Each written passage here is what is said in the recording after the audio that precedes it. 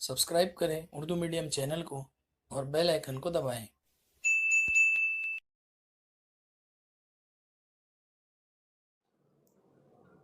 अस्सलाम वालेकुम।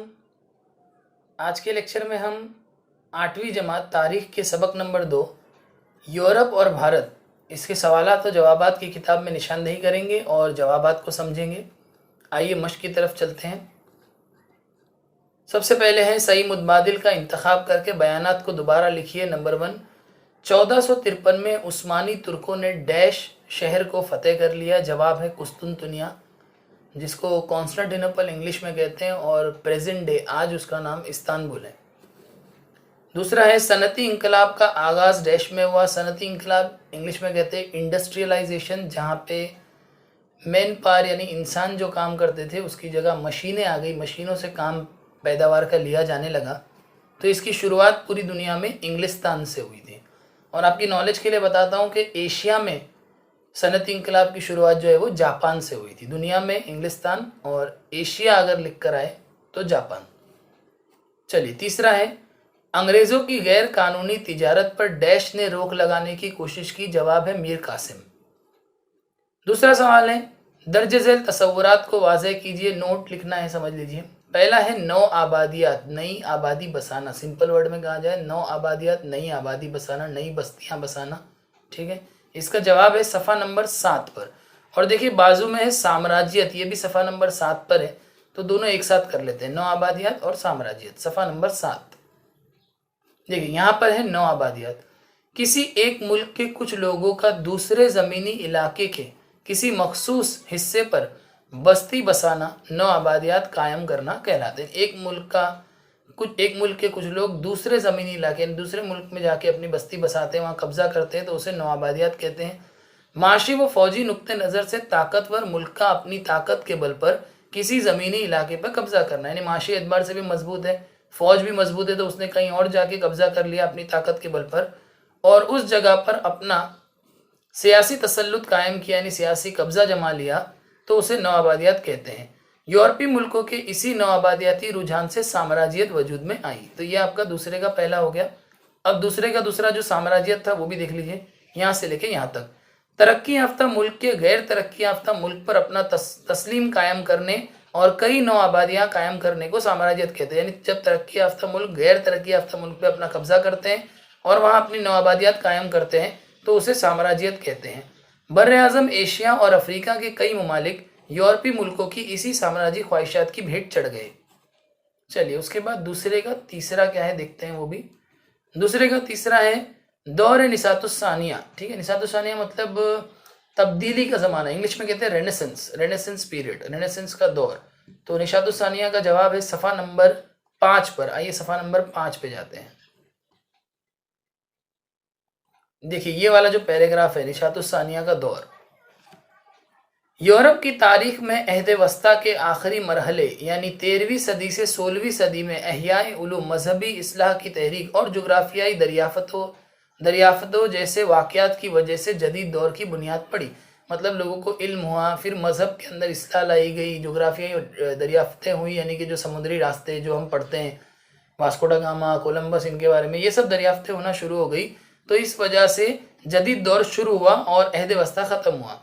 इसी बिना पर इस दौर को निशातुस्सानिया का दौर कहते हैं।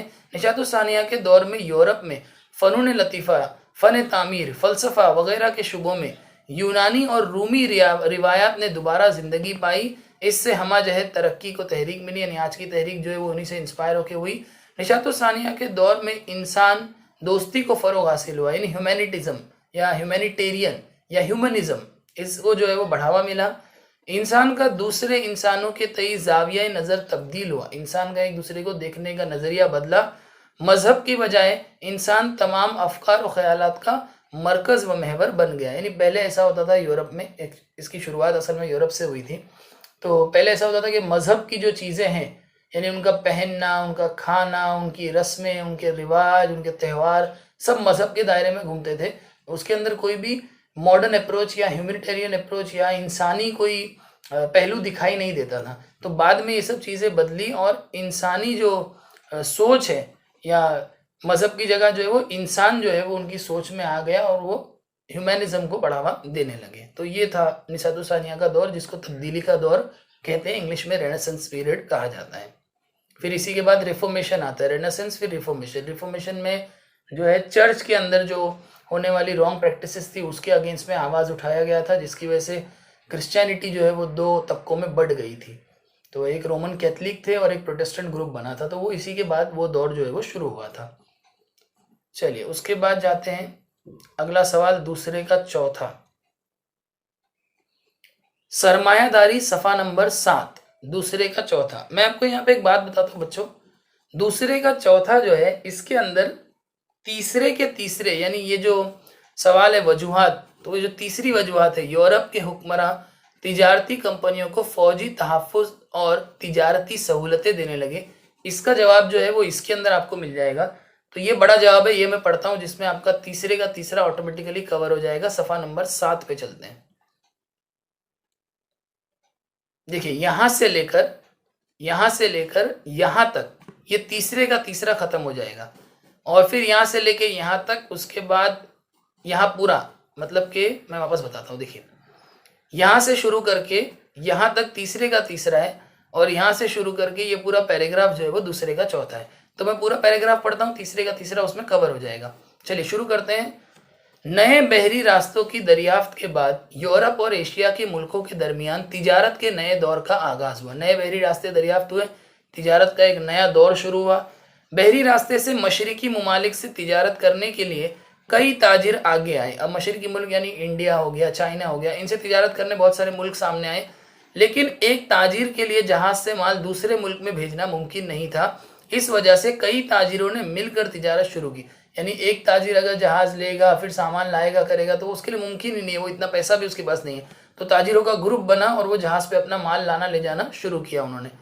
इससे बड़े सरमाए वाली तिजारती कंपनियां वजूद में आई। मशरिकी मुल्कों से की जाने वाली तिजारत नफ़ा बख्श थी, यानी इसमें पैसा मिलता था। इस तिजारत से मुल्क की माशी खुशहाली में भी इजाफा होने लगा। इस बिना पर यूरोप के हुक्मरां तिजारती कंपनियों को फौजी तहफ़्फ़ुज़ और तिजारती सहूलतें भी देने लगे। फौजी तहफ़्फ़ुज़ इसलिए देते थे कि अक्सर समुद्री लुटेरे जो है वो जहाज़ों को लूट लिया करते थे, तो फौजी तहफ़्फ़ुज़ भी ज़रूरी था। तो यहाँ आपका तीसरे का तीसरा खत्म हुआ, आगे दूसरे का चौथा कंटिन्यू है। तिजारत की वजह से यूरोपीय मुल्कों में दौलत में इजाफा होने लगा। इस दौलत का इस्तेमाल सरमाए की शक्ल में तिजारत और सनती कारोबार में किया जाने लगा। यानी इससे जो वो पैसा कमाते थे उसको आगे सरमायादारी यानी कि इन्वेस्टमेंट करते थे। उस पैसे को जो प्रॉफिट वो कमाते थे उससे दूसरा बिजनेस शुरू करते थे और सनत वगैरह बनाते थे। इसी वजह से यूरोपीय मुल्कों में सरमायादाराना माशियत वजूद में आ गई। ठीक है, तो यहाँ पे ये आपका दूसरे का चौथा और तीसरे का तीसरा खत्म हुआ। आइए आगे बढ़ते हैं। तीसरा सवाल है, दर्ज झैल बयानात की वजूहत। पहला, प्लासी की जंग में सिराजुद्दौला को शिकस्त हुई। सफ़ा नंबर 7 और 8 पे इसका जवाब है तीसरे का पहला। देखिए यहाँ आपसे शुरू करना है। बंगाल भारत का इंतहाई खुशहाल सूबा था। 1856 में सिराजुद्दौला बंगाल के नवाब बन गए। ईस्ट इंडिया कंपनी, जो कि एक ब्रिटिश ट्रेडिंग कंपनी थी, अंग्रेजों की तिजारती कंपनी थी, ईस्ट इंडिया कंपनी के अफसरान मुगल बादशाह की जानिब से सूबे बंगाल में हासिल तिजारती मराहत का नाजायज फायदा उठाने लगे। यानी उनको जो तिजारत करने के लिए सहूलियात या कंसेशन दिया गया था उसका ये लोग फायदा उठाने लगे। अंग्रेजों ने नवाब की इजाजत के बगैर कोलकाता में अपनी तिजारती कोठियों के गिर्द फसीलें बना डाली। मतलब कि उन्होंने जो है वो अपने तिजारती कोठियाँ जो है वो बढ़ाना शुरू कर दी, किला उन लोगों ने बनाना शुरू कर दिया। इस वजह से सिराजुद्दौला ने अंग्रेजों पर हमला करके कोलकाता की कोठी पर कब्जा कर लिया। इस वाकये के सबब अंग्रेजों में बेचैनी पैदा हो गई। रॉबर्ट क्लाइव ने नवाब के सिपहसालार मीर जाफर को नवाब की गद्दी का लालच देकर अपने साथ मिला लिया। अब अंग्रेजों का रॉबर्ट क्लाइव जो बहुत मशहूर ब्रिटिश कमांडर इन चीफ यानी कि अंग्रेजों का सिपहसालार था रॉबर्ट क्लाइव। जंगे प्लासी, जंगे बुक्सार, उसके अंदर इसने बहुत अहम रोल अदा किया। तो इसने क्या किया, मीर जाफर को जो है वो लालच दी कि अगर तू जंग में हमारा साथ देगा तो हम जो है वो तुझे क्या करेंगे, बाद में नवाब सिराजुद्दौला के बाद तुझे नवाब बनाएंगे। और मीर जाफर कौन था, ये सिराजुद्दौला का सिपहसालार था। तो इसको गद्दी का लालच देकर अपने साथ मिला लिया।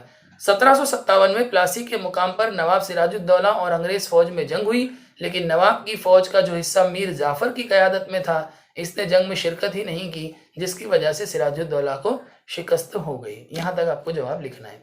और ये जंग प्लासी ही थी जिसके बाद हिंदुस्तान में अंग्रेजों ने जो है वो कब्जा करने का अपना दौर और अपना सिलसिला शुरू किया। चलिए दूसरा सवाल है, यूरोपीय ममालिक को एशिया की तरफ जाने वाले नए रास्ते दरियाफ्त करना जरूरी महसूस होने लगा। सफा नंबर 5, तीसरे का दूसरा। देखिए यहां से लेके यहां तक लिखना है। 1453 में उस्मानी तुर्कों ने बाज़तीनी हुकूमत यानी कि मशरिकी रूमी साम्राज्य, बाज़ंतीनी या फिर जो रोमन एम्पायर कहते हैं उनको, उसके ऊपर उनका जो दारुल खिलाफा था यानी उनका जो कैपिटल था कुस्तुनतुनिया, इस्तांबुल प्रेजेंट डे में उसका नाम है, वो फतेह कर लिया। इस शहर से एशिया और यूरोप को मिलाने वाला खुश्की का रास्ता गुजरता था। मैं आपको बता दूं कि इस्तांबुल एक अकेला ऐसा शहर है तुर्की के अंदर आता है जो जिसका कुछ हिस्सा यूरोप में है और फिर कुछ ज़्यादातर हिस्सा जो है वो एशिया में। तो ये अकेला ज़मीनी रास्ता था यूरोप से एशिया आने के लिए, जिसपे तुर्कों ने कब्जा किया और तुर्कों ने इस रास्ते को बंद कर दिया। तो यूरोपीय ममालिक के लिए एशिया की तरफ जाने के लिए नए रास्ते तलाश करना ज़रूरी हो गया। इसी से जोग्राफियाई दरियाफ़तों का नया सिलसिला शुरू हुआ, यानी जोग्राफिकल डिस्कवरी शुरू हुई। फिर समुद्र के रास्ते से लोग जो है वो जाने लगे, ठीक है। इसमें पुर्तगाल ने एक अहम किरदार अदा किया। वहाँ के राजा थे हेनरी, तो हेनरी ने जो है मल्लाहों को, नेविगेटर्स को मोटिवेट किया, उनकी हौसला अफजाई की कि आप जो है वो समुद्री रास्ता दरियाफ्त कीजिए, क्योंकि वो खुद भी एक नेविगेटर था, मल्लाह था। तो उसकी बात का अच्छा खासा असर पड़ा और फिर हमने जितनी कहानियाँ सुनी या पढ़ी है कि फिर कोलंबस निकला और वास्को ड गामा निकले, ये सारे लोगों ने जो है वो जुग्राफिया दरियाफतें की। तीसरे का जवाब मैंने आपको करा दिया है। अब चौथा है, सबक की मदद से दर्ज झेल जदुल मुकम्मल कीजिए। तो देखिए यहाँ जूम करके दिखाता हूँ। ये जहाज रहा है और ये उनके काम है, यानी किसका जहाज था, कौन था वो और उसके क्या काम थे। तो पहला काम लिखा है, अफ्रीका के जुनूबी सिरे तक पहुंचा, उसका नाम था बार्थोलोम्यू डायस। बार्थोलोम्यू डायस उसका नाम था।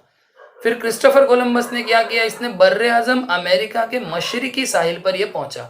और फिर एक काम दिया है, भारत के मगरबी साहिल पर कालीकट बंदरगाह पर पहुंचा, उस मल्लाह का नाम था वास्को डी गामा, जिसे हम सब जानते हैं। तो इसी के साथ बच्चों इस सबक के तमाम सवालात और जवाबात की निशानदेही भी कंप्लीट हो गई और मैंने जवाबात भी समझा दिए। मैं उम्मीद करता हूँ कि ये सारे जवाबात आपको अच्छे से समझ में आए हैं। और अगर आपको मेरे वीडियोस अच्छे लगते हैं तो प्लीज़ लाइक कीजिए, उर्दू मीडियम के बच्चों में मेरे वीडियोस को शेयर कीजिए, मेरे चैनल को सपोर्ट कीजिए, सब्सक्राइब कीजिए और अपना बहुत ध्यान रखिए। शुक्रिया।